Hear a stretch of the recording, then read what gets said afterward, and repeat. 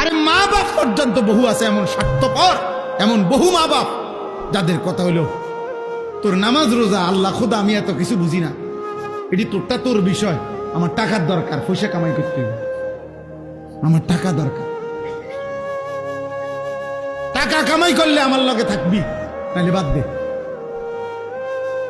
টাকার সূত্রে ভিন্ন হয়, টাকার সূত্রে সম্পর্ক ঠিক থাকে, কিন্তু ইমানের সূত্রে, নামাজের সূত্রে এই আওয়াজ কি? টাকা দেয় নাই 3 মাস, ভিন্ন করবো লইয়া তুই খা, যা তুই বাইর, তুই আমার মুখ দেখবি না, আমিও তোর মুখ দেখবি না। বোঝেন নাই কথাটা? টেহা দেয় না, মা বাপের খবর রাখে না, খালাস, টাকার সূত্রে ভিন্ন হয়ে গেছে।